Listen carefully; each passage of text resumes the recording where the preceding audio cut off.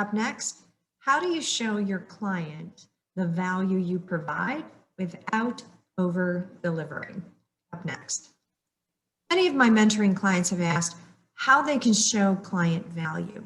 And a lot is written about customer value, but little advice is given addressing both the processes and the leadership distinctions that demonstrate value.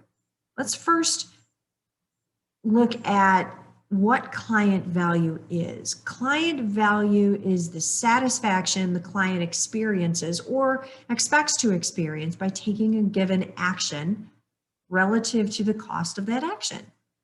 Now, there are many ways to add value to your customer experience and even demonstrate that value. You can add value by adding a convenience factor, establishing a performance indicator, or even implementing a customer loyalty program. Now, for many companies, there's a common balancing act in providing an enriching customer experience and over-delivering.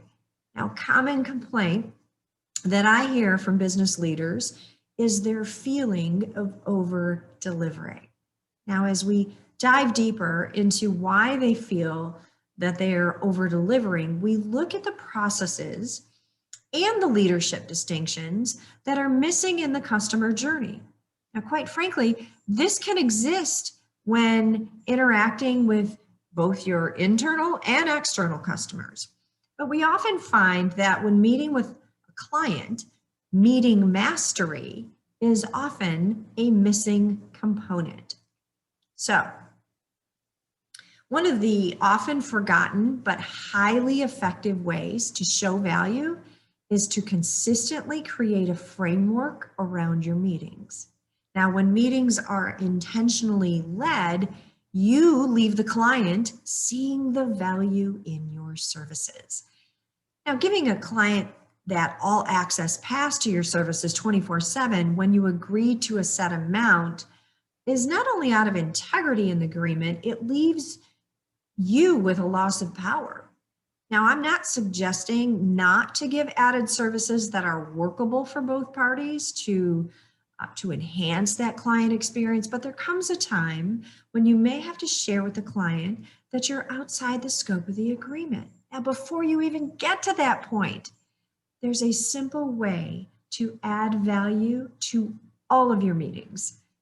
Prepare an agenda. It sounds simple, but asking your client to also contribute to the meeting agenda shows the client that you're putting thought and energy into your interactions with them. Now, depending on their human hardwiring, it also allows them to prepare to fully contribute to the meeting. Now, when facilitating the meeting, use timeframes to stay on topic and fulfill on those meeting objectives. It also values everyone's time together, establishes accountabilities, and identifies next steps. Now, leading a productive meeting is an art. There's a fine balance between sticking to structure and creating a space for everyone to be heard. So that said, we also look at the leadership distinctions. So when leading the meeting, it doesn't mean talking. The most valuable meetings occur when thoughtful questions are asked and the client expresses themselves while surfacing ideal solutions or even developing an innovative idea, all because you asked thought-provoking questions. The value you provide when delivering your services or even your products is not in talking, persuading, or convincing them of your value. It's in your listening. I'm Lisa Minnini. Until next week, create a great life.